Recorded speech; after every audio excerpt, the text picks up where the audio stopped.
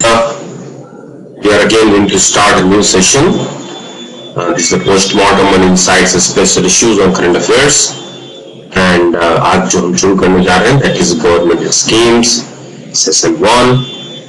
And इस session 1 के अंदर हम कौन-कौन सेशन रखने वाले हैं. एक सेशन 1 इसमें भी 3 भागों में बटा हुआ है.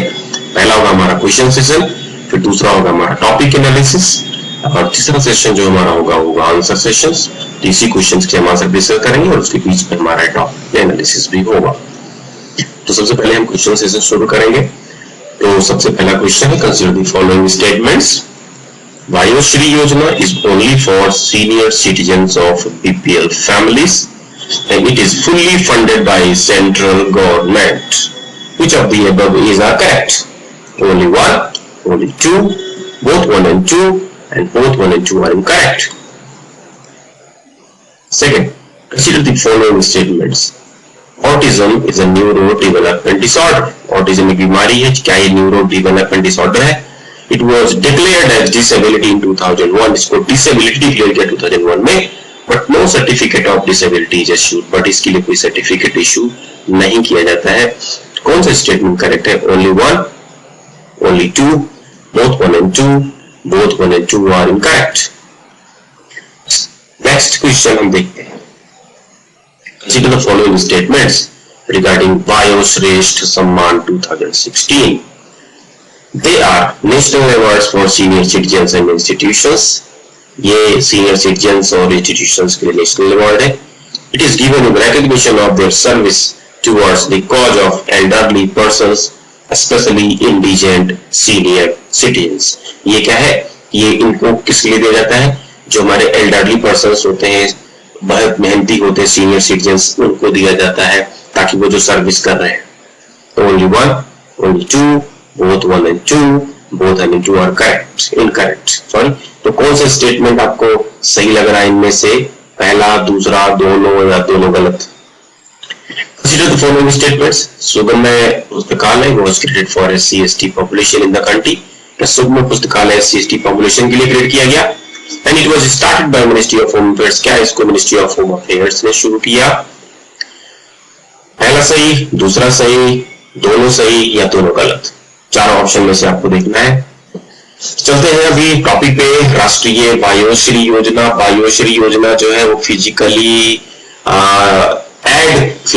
एड्स को प्रोवाइड करने के लिए है. जो फिजिकल एड मतलब जो बुढ़ापे के दौरान सीनियर सिटीजन्स होते हैं, उनको कान बहरे होने लगते हैं, तो उनको प्रोवाइड किया जाता है फिजिकल एड. उनके पैर खराब होने लगते हैं, उनको चेयर्स प्रोवाइड की जाती हैं.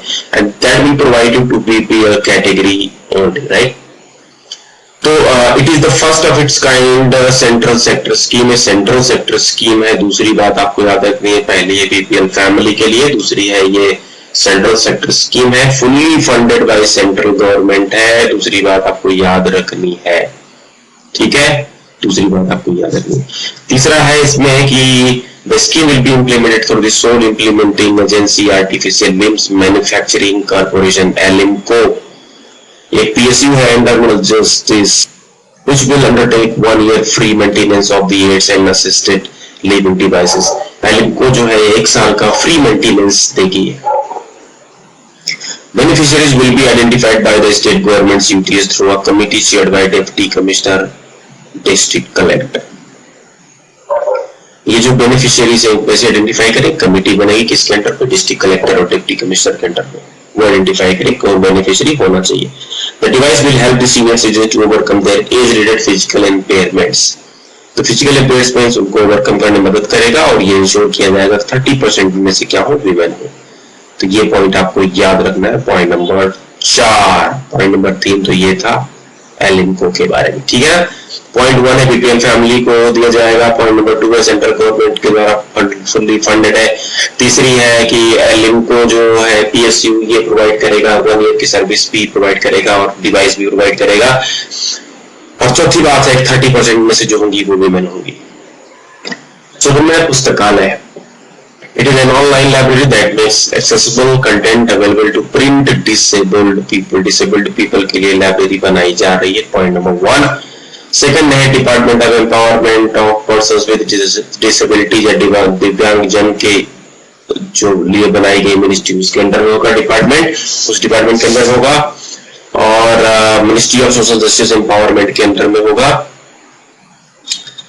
एंड इसका जो मेंबर ऑर्गेनाइजेशन है that is Desi forum of India and powered by TCS access, Desi forum of India. Point number 3, books are available in accessible formats for people with visual impairment and other brain disabilities।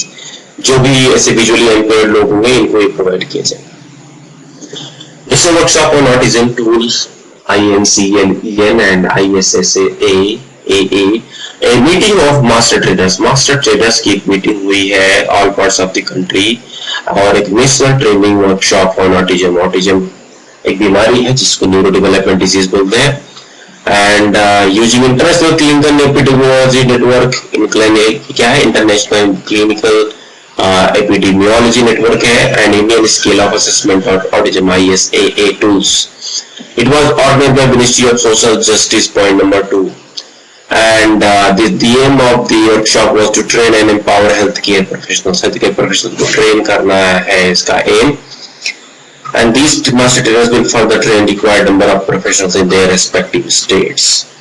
In order to maintain uniformity and standard in assessment of autism, 2 types of assessment tools were also recommended। ठीक है, 4 point आपको इसमें से याद रखना है। और background अगर हम थोड़ा सा देखेंगे तो this autism is a neurodevelopment disorder and the effect of autism can be minimized by early diagnosis। And the third is, though the government had notified autism as disability in 2001, it had not been issued certificate। Point number 3 आपको याद रखना है। Point number 2 कि इसका diagnose हुआ तो कुछ फायदा हो सकता है, इसको मिनिमाइज कर सकता है। और point number 1 is neuro development disorder है ये। ठीक है, department of empowerment of persons with disability under MOSJ&E has notified guidelines on 26th April 2016 to pave the way for constitution of boards and issuing of disability certificate for autism। Certificate पहले नहीं provide किया जा रहा, अब certificate provide किया जाएगा, ऐसी बातें हुई 2016 में।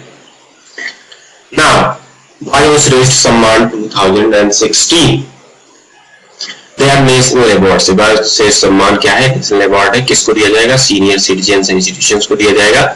And service toward the cause of elderly persons के लिए जो इन्होंने काम किया है that will be given to indigent, यानी बहुत मेहनती सीनियर सिटीजन्स को दिया जाएगा।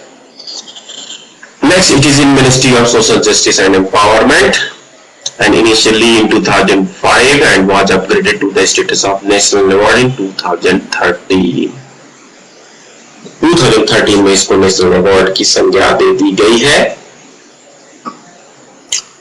And the award are presented on 1st of October। क्यों किया जाता है? क्योंकि union general assembly is to observe the year 2009 as International Year for Older Persons।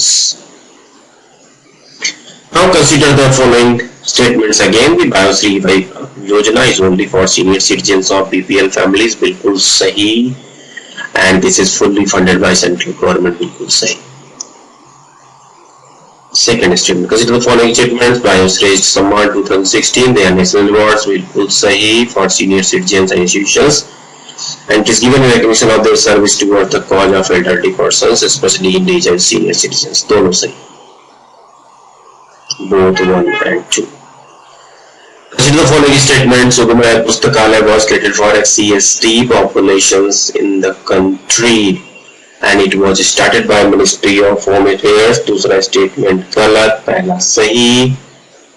पहला सही क्या? पहला no, this is also for disabled people, तो पहला भी गलत हो गया। ठीक है, यानी कि D, both 1 and 2 are incorrect। Thank you very much for watching this video and please subscribe for complete current affairs preparation for Prelims 2017। Please visit www.stepupias.com for free test series। As you know, practice plus revision is equal to success। आप pre pass कर रहे हैं तो practice कीजिए और practice करने के लिए हमारी वेबसाइट पे जा सकते हैं www.stepupias.com। Thank you very much। We will meet you soon। Thank you।